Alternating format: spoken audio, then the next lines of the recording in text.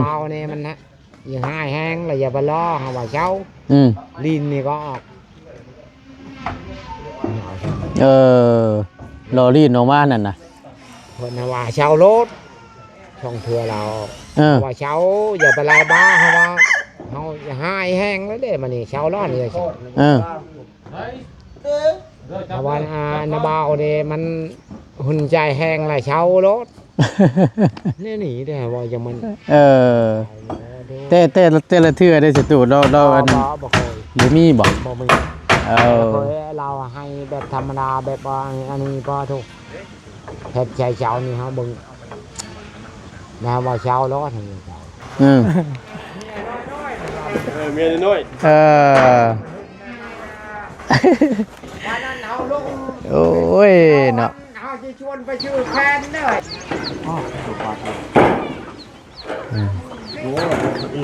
หอดป่อเอา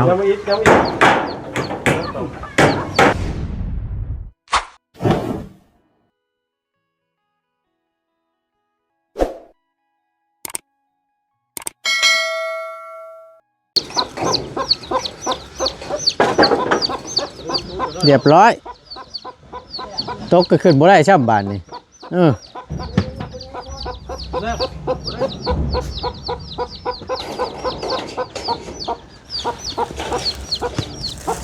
โอ้ยใจว่าคนแท้นี่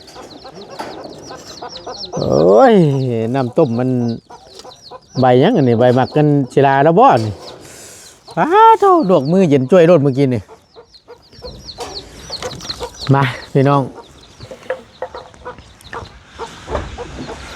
เปิดคลิปเปิดภาพมีบาทนี้เนาะพร้อมกับบรรยากาศแดดออกเนาะช่วยๆแน่จักหน่อยมื้อนี้ก็ได้ยังดีแต่ว่ามีแสงแดดแสงในแหละพี่น้องเอ้ยเอาทางบ่ตูนก็ได้เข้ามาฮอดจอดถึงเป็นที่เรียบร้อยพี่น้องเนาะก็สวยๆเนาะ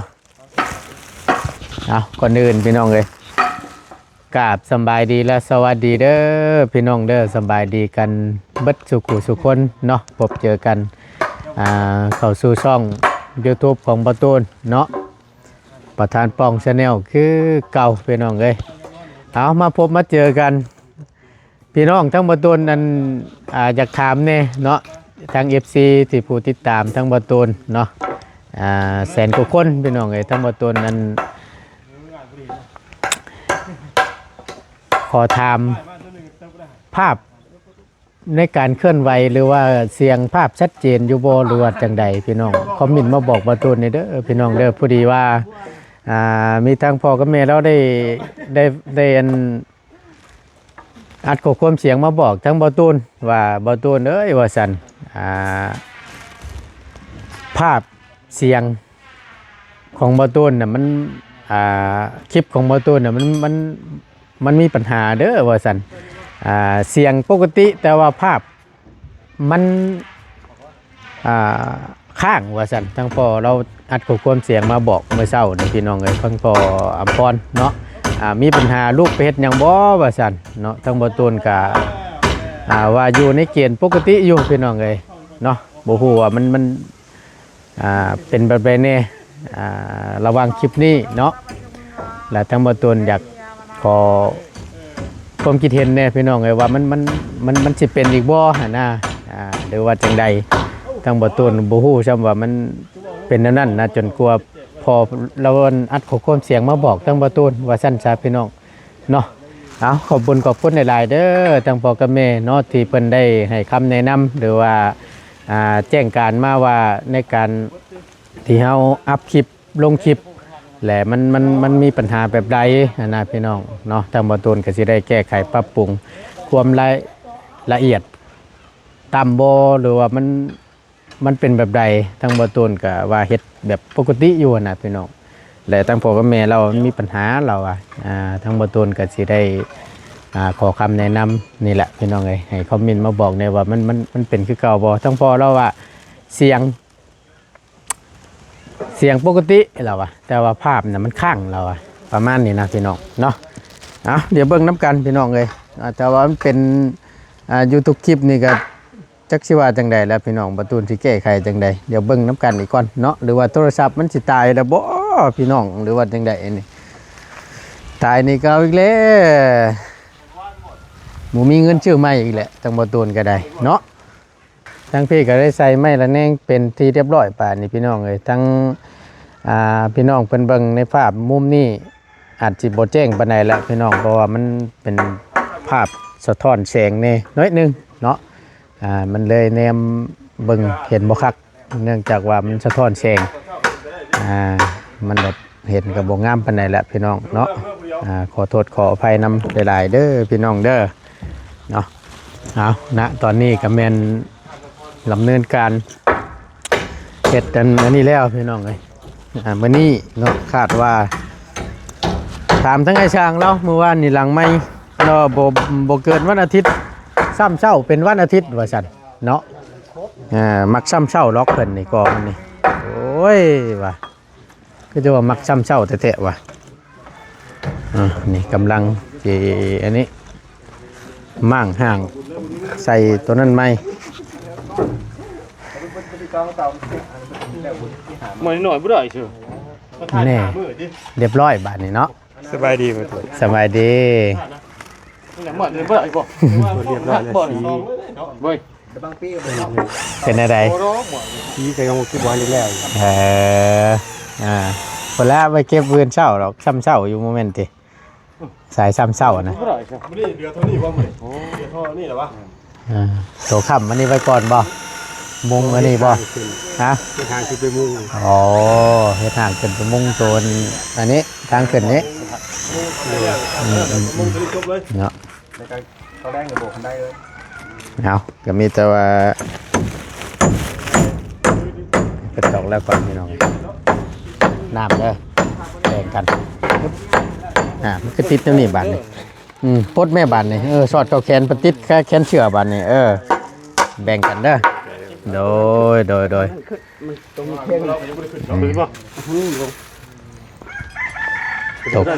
ตัวค่ำบ่อนนะตั้งแต่4-5 โมงเช้ามีเสียงหัวเสียง3 โมงบ่3 โมงไผนี่มันชิ้นใหญ่จัง ไผให้ล่ะไปเป็นยังน่ะไปตู้ให้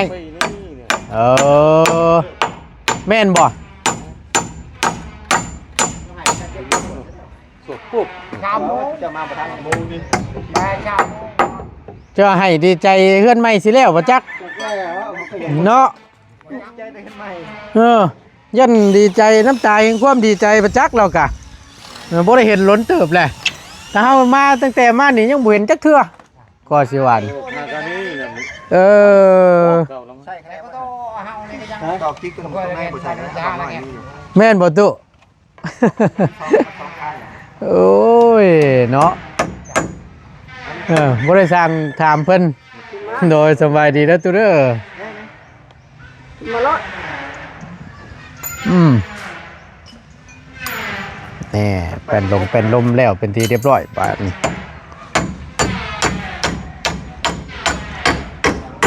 เกียบที่มุ่งแล้วสบายดีไอ้สบายดีชอบใช้ขาหูเปิดว่าได้ตุ๊คันให้ไปยังหันจากเช้าหันละเช้าบัดนั้นละเบาให้หันไปจากนาลังได้เด้อละเบานี่ให้แห้งเลยได้เห็ดแบบนี้เลยว้าวบ่ให้เพิ่นให้อันบ่ว้าวบ่ให้เพิ่นให้อันนั้นโดยยังหลักเลยอยู่นี่แต่อยู่บ่มันเลยใช้ตามันเฮาว่าเช้าหันแบบนี้เลยยาดอกละเบานี่ให้กว่านี้เด้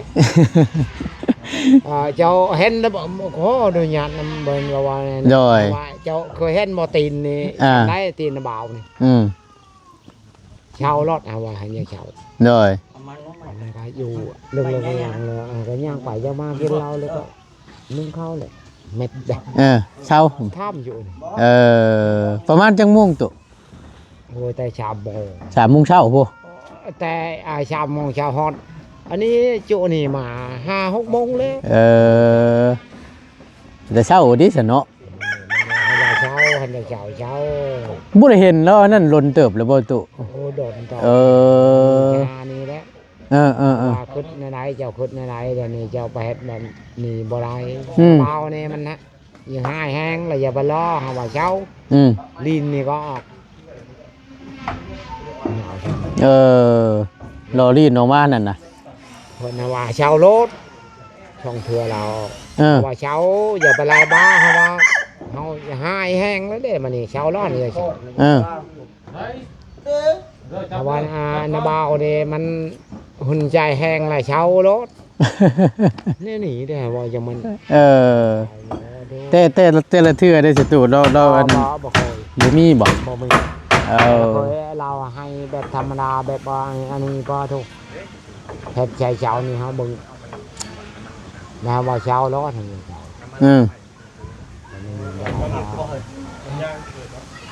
แล้วอันนี้เราว่าโอ้ในใดแบบนี้ก็บ้าบ่เคยเล่น เป็นไงนี่ ลีนมันก็เอาโอ้ตามันทำว่าอย่างเช้าเรานี้อันนี้นะบ่าวนี่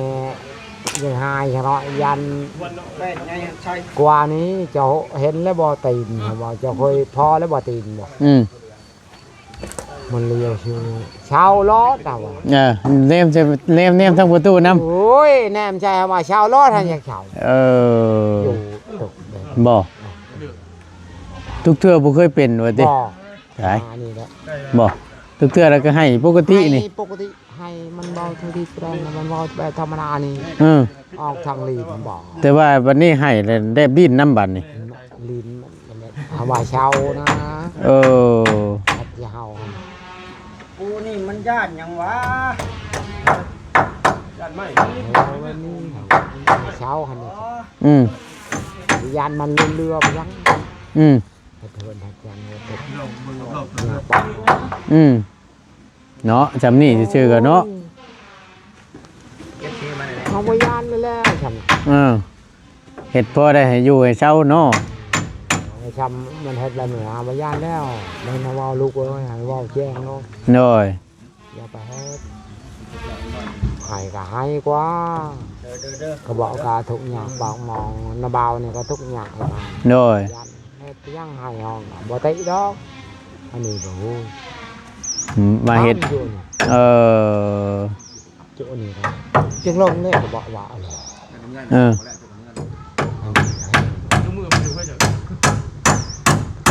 มันทำไม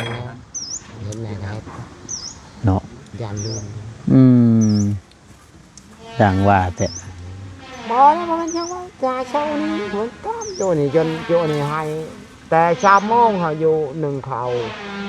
2 โมง3 โมงก็มันให้เท่าจุนี่ว่าบ่เคยเห็นก็จ้อยนะว่านี่ช่างเป็นเนาะโอ้ยสร้างว่าแต่บ้านนี่พี่น้องเอ้ยเอามันแล้วอดทำนี่มายานน้อยเฮ็ดแล้วยานมันเรือไปจังเนาะก็คือฮู้คือเห็นนั่นแหละเนาะตัวเนาะเราเฮ็ดได้ก็เว้าด้วยความที่นี่แหละก็ทุกอย่างนี่แหละมาในนี่แต่มันก็เดี๋ยวบ่ไหวกันเนาะบ่ยานแล้วชำแม่นเว้าใช่เด้น้อยบ่ตื่นให้มันอยู่มันเฮ็ดว่ามันยังคือนี่ถ้าแต่มันบาปมันเวรมันเองอันนี้เว้าได้นี่หัวหน้าเพิ่นใหญ่เพิ่นเว้าได้เช้านี่น้อยฉะนั้นมันบาปมันเวรมันเองอันนี้มันทางไงอ่านนี่บ่เนาะสิว่าทางใดพี่น้องเลยเอาบ่เป็นหยังหรอกน้อย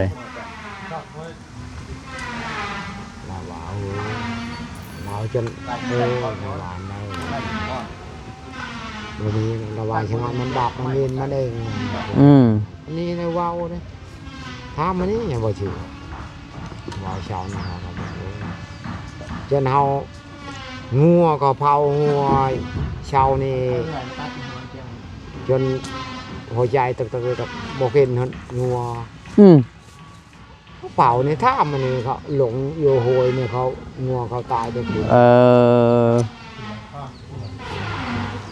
งัวเพิ่นตายเมื่อคืนนี่เพิ่นลงไปเผา โอ้นี่แล้วก็เผาเช้านี่ เผา บัดช่วงเช้าบัดนี้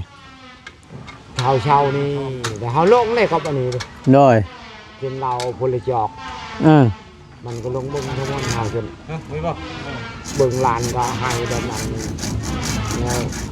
จน โอ้ย ทุกเทื่อนี่ให้ก็ให้ปกตินี่ เนาะ เนาะ ปกติ เออ แบบธรรมดาเขานี่มันห้องให้เลยเช้าอันนี้ มาแปลกตรงที่ว่าตาเช่งใช่ได้เล็บดิ้นใช่น้ำนี่น่ะ โอ้ยรีบช่องเถื่อ เออ เนาะ เรานี่เจ้าเคยพอแล้วบ่ตีนบ่ เออ แล้วเชิงลงแล้วมัน เออ เช้าร้อนเขาว่าน้อยเฮาหายเนี่ยว่าพื้นน้ำเบานี่หายแห้งได้บัดนี้ก็ เออ เมื่อสั่งไม่เพื่อน ตึงเลยมันนี่ บ่ อยู่จังเลย อืมอันนี้บ่ได้เป็นน้ำตัวเราเองบ่หรือว่านั่นใดบ่แม่นเนาะอ่า เอาเราให้แบบธรรมชาตินะ โดย วันชิ้น อ่า ชิ้น15 โดย แล้วบัดนี้เดือนดับ โดย บัดนี้ทำนั้นให้แบบธรรมดานี่ให้แบบธรรมดาแบบบ้านทองให้แบบธรรมดาอันนี้เป็นบุคคลเฮ็ดหากับบุคคลเฮ็ด โอ้ แต่อันนี้คนนาคนยาโอ้ยก็มันบาปมันเอง อืม เรียนไปตามมันแหละอันนี้ดูว่า โดย ภาคแล้วมัน มันจะมาทันพ่อป่ะ มายาหน่อย มันจะมาทันพ่อป่ะสั่งใหม่ บุมีตื่นโอ้แจ้งนะ ใครอยู่ใช่นั่นนั่นบ่ ผู้จัดการ หวยเฮาก็คนจริงลูกคือกันเล่นตัว บ่แม่นเว้าขี้หมูนะนี่ หน่อย แจ้งรถได้บ่แม่นกินเหล้าเว้าก็ได้ ผู้ลูกผู้หลานนี่แหละคนจริงลูกนํน่ะ ได้ยินข่าวสารกันเอง ใหญ่ว่าแล้วได้สั่นเนาะ จังนี่เห็นปุ๊บ เออ ผมรับมิตรแล้วใส่ โอ้ย ก็มัน เนาะก็จะไปเฮ็ดกันแนวนั้นก่อนเนาะเฮ็ดได้สั่น อันนี้ ก็ เฮาบ่เคยเห็น อืม ก็ที่เฮา เป็นยัง จนบ่เห็นเขาก็เห็น ปั่ ว่าน ผลชนแบ่งทำกันพี่น้อง อืม ห้องลินโอ้บ่เคยเห็นจังซี่แต่มันโกรธหมานี่ประเทศแบบนี้เอาทางห้องแต่ชามโมง อืม ฮอดจนจุนี่มา อืมต่างว่าแต่บาดเนาะเทียนดื่นนั่นเหลือแล้วหยังไก่ได้สั่นก็ชดช่อยเรา ห้องลินใช่นะบ่าว อืม ว่าเช่ารถเดี๋ยวเคยพอแล้วบ่ตีน นี่ พอได้คู่เพิ่นน่ะนะเออ มาได้คู่นี่ว่าลีเลย เออ โอ้โหเฮ็ดเนี่ยหนักเฮ็ด เหมือนบน ปราบเฮามันสิปราบมันสิลงบ่จำเฮานี่ อืม เนาะ เนาะ เบาเด้ แม่นเด้อ จับเลย บ่มียานเนี่ยทำนี่เจ้าเนาะ ยิงหลาย เอาขึ้นมามุ้งบัดนี้ บ่แม่นบ่ในนั้นอันนี้เด้ โด บ่ ย เชื่อด้วยถามนี่ อืมแม่นอยู่ตัวเฮ็ดได้ซั่นเนาะ มีของจะมีบ่อื่นละ โดยเฮ้ยเนาะคนคิงลูกยาวๆบาดนี้พี่น้องเอ้ยเขาคิดมาได้ละบาดอ่าอืมเอาอดเอาจังหน่อยก็แล้วตุ้ยประมาณวันอาทิตย์นี่แหละไอ้สร้างแล้วว่ามื้อนี้ก็แม่นถือว่าได้บุกได้หยังได้มุ่งหยังเรียบร้อยแล้วมื้อนี้ มือมีแต่คลิป เบิร์นมันเก็บ ตามเฮ็ดบ่ได้เฮ็ดอันแล้วแบบอันเว้าหันแล้ว โดย เว้าอันมือใด อ่า ถามเขาเฮาสิถามมาจากอาจารย์เขา โดยนั่นแหละ นี่ ก็ มันหุ่นแต่วานนี่แหละมันยังมือนี่นะหมอนี่ยังเมียยังมือใช่เมียนี่ อ่า พอสิเอาอกใจนะหมอนี่เด้อ อันนี้บ่ โอ้ย ไอ้งามงอนนี่บ่ โอ้ยกลัวเด้อเนาะเฝ้าอำไดเฝ้ามีแต่จากเมื่อหยอดน้ำเจ้าโอ้ยเนาะตู้เห็นว่าหนาวก็ได้เห็นแล้วก่อนจังเมื่อ เมียน้อย เออ วันนั้นเอาลง โอ้ยเนาะ เอาสิชวนไปชื่อแคนเด้อ ฟังเด้อไอ้งามงอน แทน ชื่อ เอาไปแคนไหม ชื่อแคนมาเป่าบ่ตุ ม แน่เฮือนนี่ก็ช่องไม่ได้นี่หันมันเพลงมาแล้ว มันจะไงจะมาสิไม้ปาดแบบนี้ไม่คืดคืดไม้ก่อน หมายก้อนจังหน่อยเฮ้ยเนาะคนคิงลูกยาวๆลุงเอ้ยบัดนี้ ฮะ คนคิงลูกยาวๆอะหึ สบายดีเด้อ สบายดีลุงหนวดสบายดี เป็นไง ฮะ เป็นไง ไว้คุยกันหลังไหมซะ อ๋อ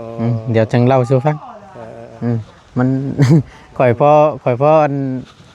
พ่อหูอยู่ ประตูมีความลับอะไรบ้างพี่น้อง ตามที่ประตูเราเคยเจอมานะว่าชั้นช้าอันนี้ก็เว่าด้วยตาบ่เห็นพี่น้องเลยเนาะที่ว่าจังใด เอาไม่คำ เปิดรถเปิดรถ ได้บ่ได้บ่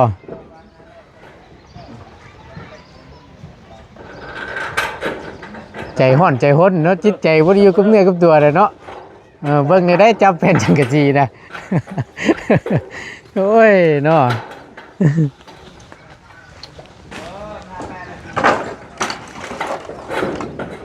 ม้วน หลันไว้บ่เบิ่งได้เด้อ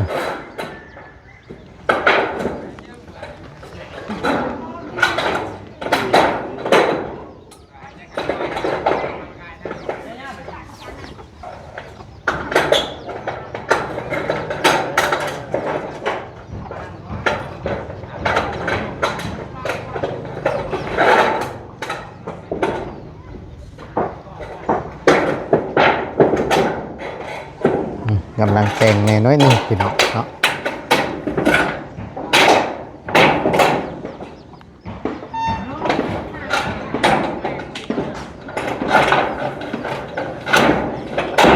ปั๊บนี่ห้อนได้เริ่มห้อนได้บาดนี่ เว้นเนี่ยพออยู่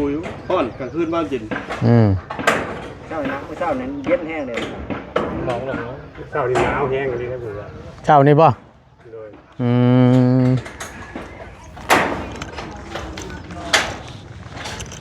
เจ้าตัวน้ำทั้งอยู่ทั้งเย็นทั้งยาวมา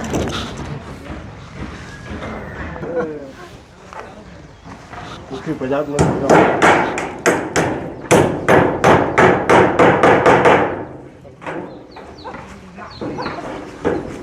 คือประหยัดก็มีบ่คือแปลว่าบ่ยืดให้มันชุดหน่อยสิได้ทางว่าแต่บาดนี่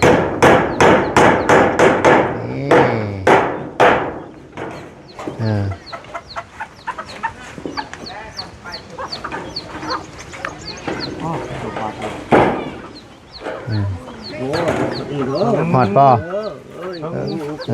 เอา ยังไม่อีก ปั๊บร้อยบาทนี่ไล่เลยบาทนี่เอ็ด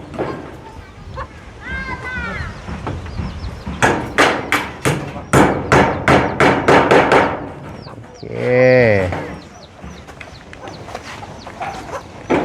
ส่องหาคอนมันละบาทนี่ เมื่อได้สักมื้อสองมื้อ 2 มื้อ 3 เบิดเดือนผู้ดีเบิดเดือนผู้ดี มื้ออื่นและเดือน เดือนหน้านะว่าแล้วกะเดือนหน้าจังเมื่อ เป็นน้ำเลยอันนี้อีก2-3 มื้อ ประมาณนั้น หนาวว่าเมื่อคืน เอาไหม หนาวอยู่ ตีไม้ก็ เป็นอะไร เย็นนิดหน่อยเนาะ ตะปูป่ะ มาไม่นะต่อห้าก่อน ต่อหันเฮ็ดหันเฮ็ดหันหมอลำละบาทนี่ ไม่ตัวนี้ไม่ไง ไม่นี่บ่ วันนี้ป่ะนี่อย่างไรเป็นเมตุ6ปีทั้งเมตุที่ทุกคนซุปก่อน นี่เรียบร้อยละบาทพี่น้องเบิ่งมาเบิ่งมุมนี้ก่อนเดี๋ยวพี่น้องเด้อเนาะมาเบิ่งแม่ตะเน่งก่อนบาทนี่คือพอสิได้เห็นอยู่ดอกพอดีเพราะว่ามันสีคล้ายๆกันพี่น้องบ่ตื่นใจตั้งอ้ายเราทาสีเลยเนาะทาสีไม้เลยงาม เดี๋ยวเราเก็บอีกหอบหนึงมื้อนี้ก็น่าสิ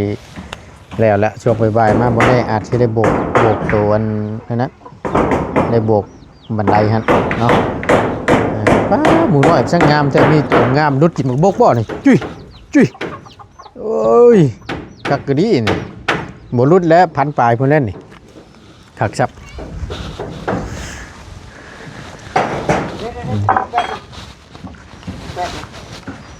ลูกไก่โผล่